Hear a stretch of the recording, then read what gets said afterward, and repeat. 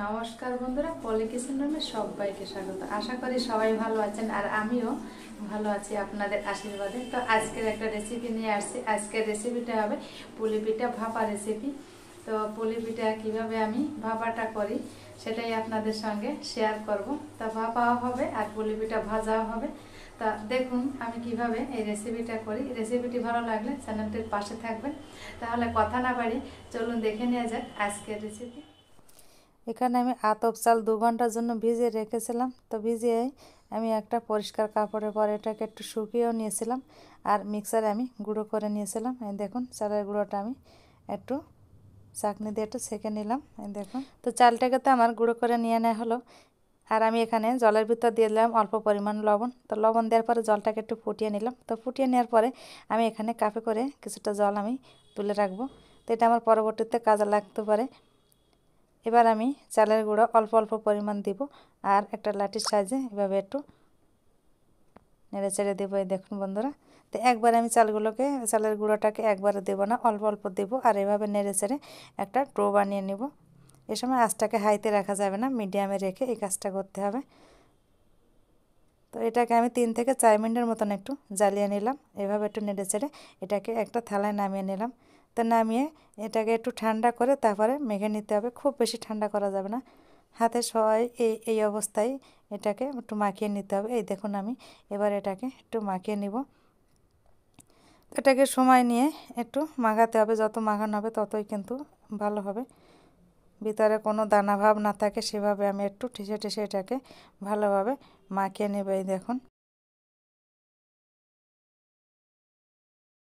দেখুন এটাকে আমি ভালোভাবে মাখিয়ে একটা ডো বানিয়ে নিয়েছি। এবার এটাকে আমি ঢেকে রাখবো 10 মিনিটের জন্য। তো এই দেখুন বন্ধুরা, এখানে আমি গুড় নিয়েছি। এই গুড় দিয়ে আমি একটা নারকেলের পুর বানিয়ে নিব। তো এই দেখুন বন্ধুরা, এখানে আমি নারকেল কোড়া নিয়েছি। এবার নারকেল কোড়া দিয়ে আমি একটা পুর বানিয়ে নিব। তো কড়াইটা আমি গরম করে নিয়েছি। এবার কড়াই আমি প্রথমে নারকেলটা দিয়ে দিব। এখানে আমি একটা নারকেলের হাফ নিয়েছি। এবার আমি গুড়টা দিয়ে দেবো। গুড়টা একটু ভেঙে দিলাম।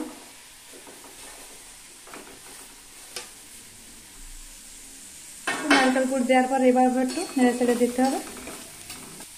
তো বন্ধুরা, এটাকে যখন জ্বালাবো তখন আমি এটার আঁচটা কিন্তু একদম লো ফ্লেমে নিয়ে নিব। আমি কিন্তু আঁচটাকে একদম লো ফ্লেমে নিয়ে এটাকে বানিয়ে নেব।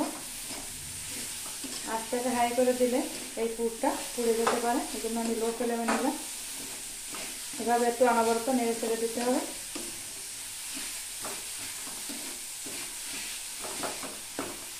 আমি তো গুড় দিয়ে করলাম, আপনারা চাইলে এটাকে চিনি দিয়েও করতে পারেন। তো গুড় দিয়ে করলে স্বাদটা একটু বেশি হয়।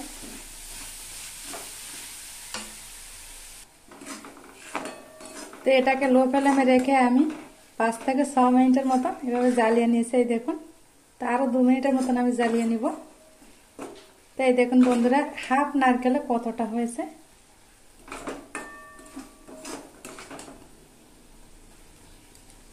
তো নারকেলের পুরটাকে আমি বানিয়ে নিয়ে আসি। এবার আমি একটা প্লেট আমি এটাকে নামিয়ে নিব। তো এই দেখুন বন্ধুরা, এটাকে নামিয়ে একটু ঠান্ডা করে নিব। তো এবার ঢাকনাটাকে তুলে নেব আমি। তো তুলে নিয়ে ডোটাকে আবার একটু মাখিয়ে নিব। তো যত মাখা হবে ততই কিন্তু ভালো হবে। তো মাখিয়ে নিলাম। এবার একটা লম্বা রোলের মতো করে নিয়ে এখান থেকে আমি লেচি কেটে নেব। আমি মাঝারি সাইজের লেচি কেটে নেব। এই দেখুন এইভাবে কুলির পকেটের মতন করে নিয়ে তারপরে আমি নারকেলের পুরটা দিয়ে দেব। তো পুরটা দিয়ে দেখুন কুলির শেপটা দিয়ে দিলাম আর এখান থেকে একটু ভাঁজ দিয়ে দিলাম। আমি তো আমার মতনই করে নিলাম, আপনারা চাইলে এসে অন্যভাবে ডিজাইন করে নিতে পারেন। এভাবে এক এক করে আমি পুলিগুলো বানিয়ে নেব। এই দেখুন পুলিগুলোকে আমার বানিয়ে নেওয়া হয়েছে, একটা থালায় নিয়ে নিলাম। দারুণ লাগছে কিন্তু, একদম ফ্রেশ সাদা পুলি পিঠা। দেখুন, তো ভিডিওর কোনো অংশ ভালো লেগে থাকলে বন্ধুরা প্লিজ লাইক কমেন্ট করবেন।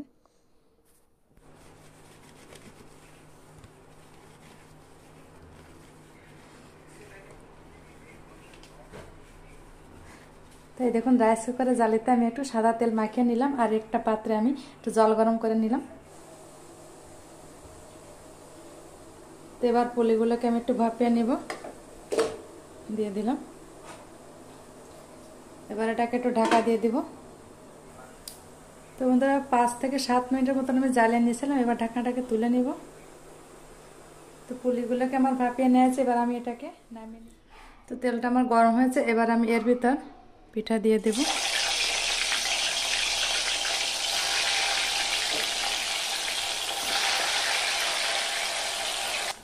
এবার এটাকে একটু উল্টে দিতে হবে। দেখুন